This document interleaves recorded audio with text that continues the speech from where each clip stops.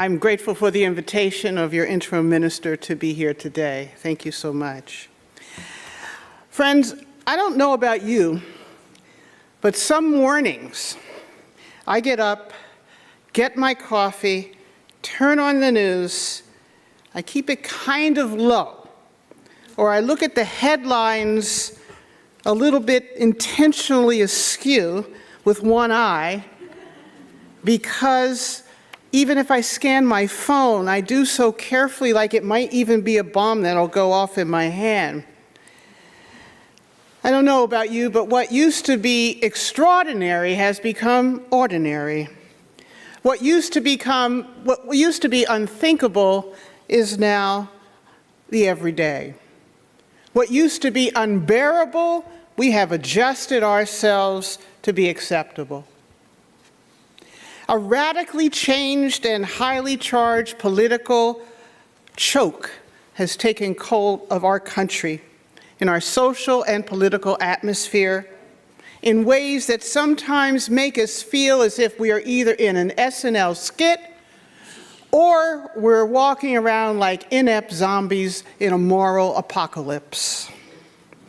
We can throw our hands in the air, we can silently shake our heads, we can gesticulate all we want, but what is happening now, many of us have not seen before. Many of us could not imagine, and for a few of us, of a certain generation, we are seeing things that remind us of things we'd rather not remember from the past. But for many young people in this country, this is the only America they have ever known. They have never known a world without the headlines that make us cringe. For them, the creeping fascistic state is normal. It's just normal to them. Yet here we are, preparing to fight to maintain due process and birthright citizenship. What has been abnormal has become so normal, and as human beings who speak Spanish and Creole are being locked in infested cages, and women are bleeding out because of the lack of reproductive care. So I say what say you, dear humanists? What say you, humanists, these days? Those who call ourselves humanists are people holding on to an idea and believing, hoping and envisioning the potential of what is good, doing what is decent, doing what is ethical, doing what is fair and what is just. What say you, humanists, who believe in inherent goodness? What say you to our neighbors a few suburbs away who are in churches who believe that the current direction of our country is just fine, fair, and just? The notion that Americans with different views of reality can harmoniously and productively coexist has come to seem more like a quaint fiction than an actual reality. The idea that Americans can have civil conversations, civil discord with members of different political parties appears to be from a Tom Hanks or even a Jimmy Stewart movie. The evidence that the majority of Americans, if given a chance, would fight to preserve the common good for all over the comfort of a few is slim. The evidence of that is slim. Yet these are the aspirations of humanism. No matter what flavor of humanist we are, humanism is a philosophy. We are people without supernaturalism. We are people who affirm our ability and responsibility to lead ethical lives with personal fulfillment and community good.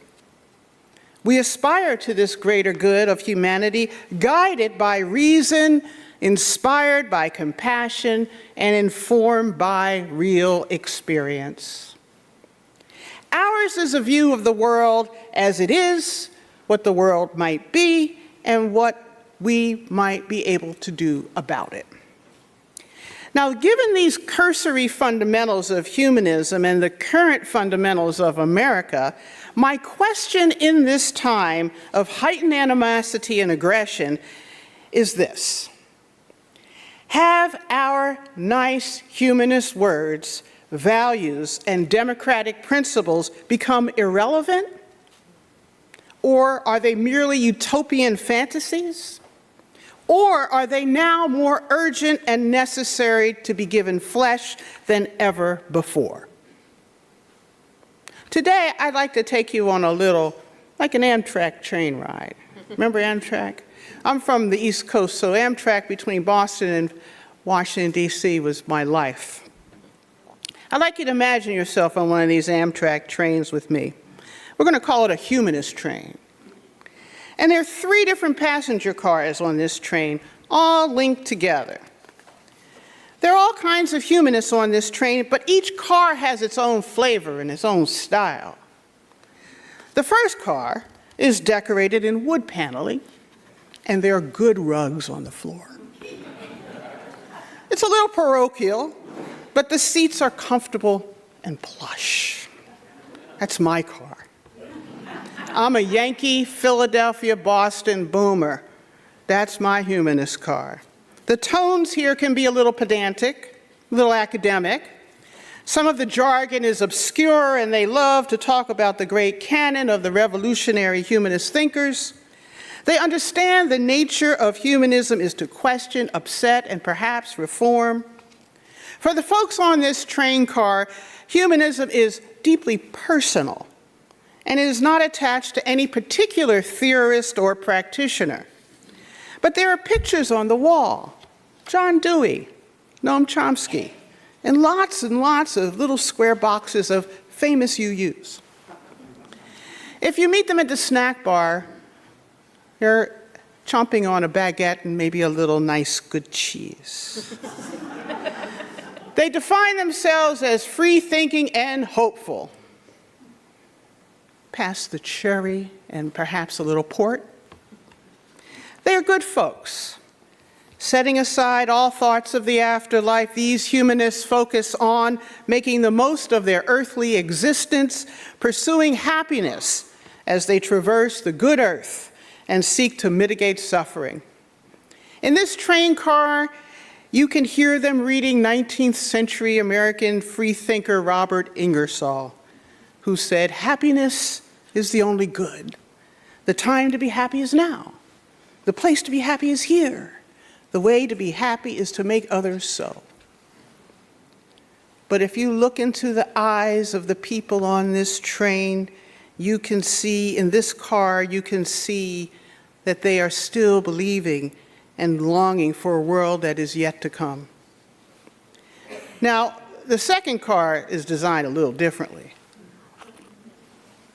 Lots of bright colors, hip-hop music, and dreadlocks. There are pictures of Lorraine Hansberry, the 1990s humanist rapper KRS-One, Norm Allen, Zeta Smith, and posters from organizations like Black Nonbelievers and Latinx Humanists and biracial Jewish Reconstructionist Buddhists. It is louder than the other car, and the furniture is lower. Think IKEA lower. The snack bar has ramen, kombucha, and kale chips. They are rooted in the humanism of the landscapes that they occupy in communities of color.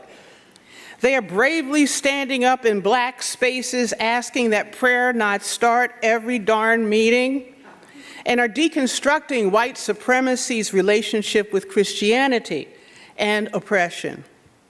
They are reason-centered, scientific, and rooted in the here and now of the human hand.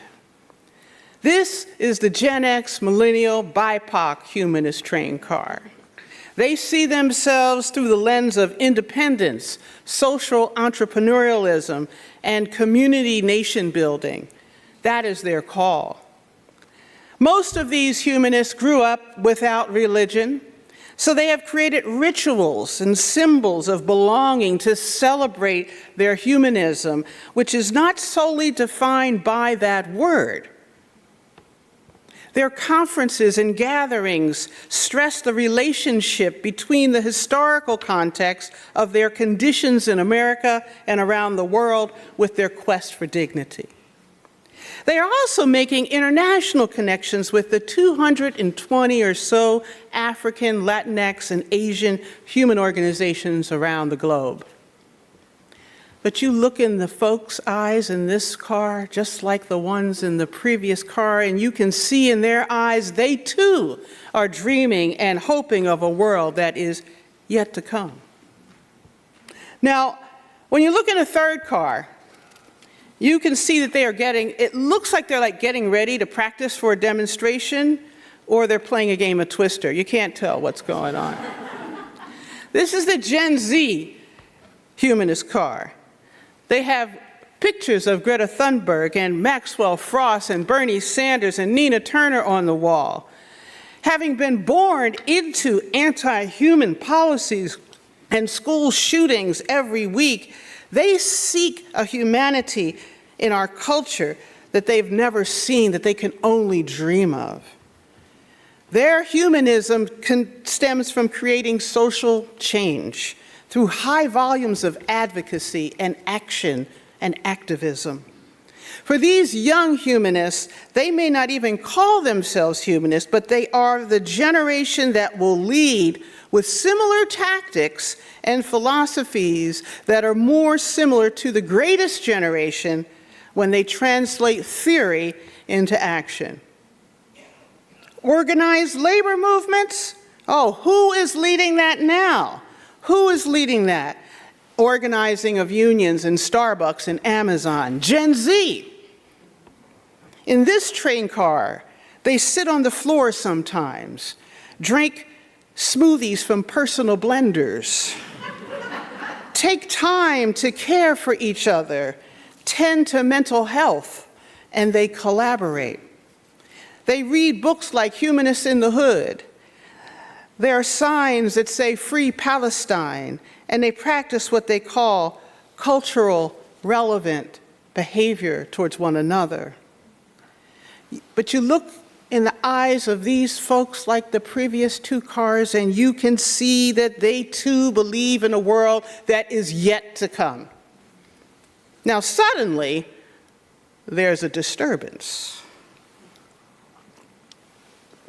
A truck has crossed the track and caused the train to stumble and stop. The truck that crossed the track that stopped the train is a truck, a van, a U-Haul van filled with Proud Boys in khakis and face masks. And they tumble out of the truck, chanting, "Jews will not replace us." And then they run away like cowards. The train comes to a complete stop. Everyone has to get off because of this accident. The train is a little like our country right now, a little bit derailed by policies that are anti-human, policies that propel us towards hatred, politics that accelerate violence. The train is slightly derailed by anti-intellectualism, anti-woman, anti-child, anti-trans, anti-earth mandates. Oh yes, we are stuck right here. Now, when the humanists from all these three cars get off and start to mingle with one another while a new train is summoned, the passengers, while they were all traveling in the same direction, realized that they had no knowledge of one another. The boomer humanists asked, "What was that music playing in the millennial Gen X car?" The Gen X sees the Gen Z humanist in the Hood book and says, "Hey, can I take a picture of that? I want to order that." Gen Z asked the boomer, who is wearing a button from the Vietnam War, if he was there.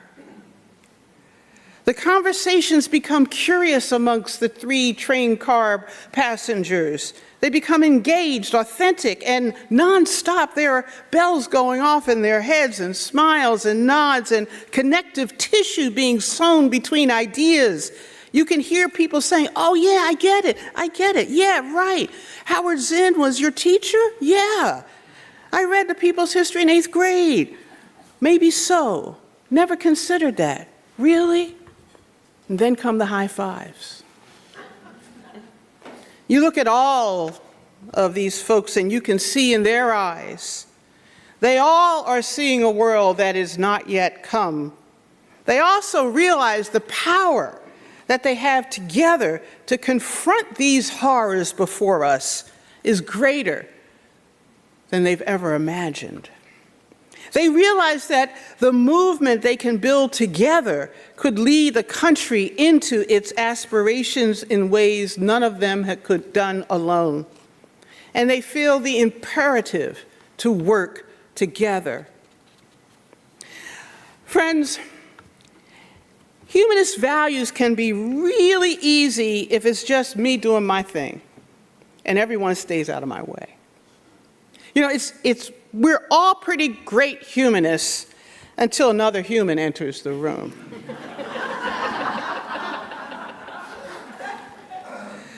When all those other humans enter the mix, that's when our humanism is tested. But it's also when our humanism's full power can potentially be unleashed like it was in these train cars. Friends, in 2025, in the last 10 years, humanism is going through some things, and that's a good thing. It's being enlarged and challenged and reshaped and humbled and transformed as it should be if we believe in the evolution we claim. Humanism has been humbled by human failures and misunderstandings and myopic visions of what it could be. And it's had to learn to make room for doubt and awe within itself. Embodied humanism lives beyond words. As another descendant of this congregation, Dr. J. Exodus Hooper says, another Black UU humanist, he says, when we take a stab at trying to make change, I don't know that I'm necessarily always interested in like-minded people as much as I am interested in like-hearted people. In other words, it's one thing to agree cognitively with one another. It's a whole nother thing to agree with them on a deeper level of like-heartedness.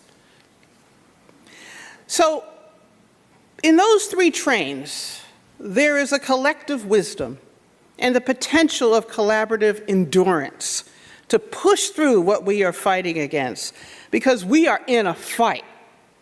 This is a war. Those three train cars of humanists can uplift, support, and encourage each other in the battles ahead as we exchange old practices and mix them up with social accountability to build this humanist, multi-generational, multiracial, multi-class, multi-regional global community. Well, finally, a new train comes. It's bigger, but it's only got one car. So they grab all their stuff, the baguette and the brie, the smoothies and the kale chips, and don't forget the ramen. I don't know who's going to be the DJ on that next train, but I can imagine it might sound something like Joan Baez singing Kendrick Lamar. Blessed be.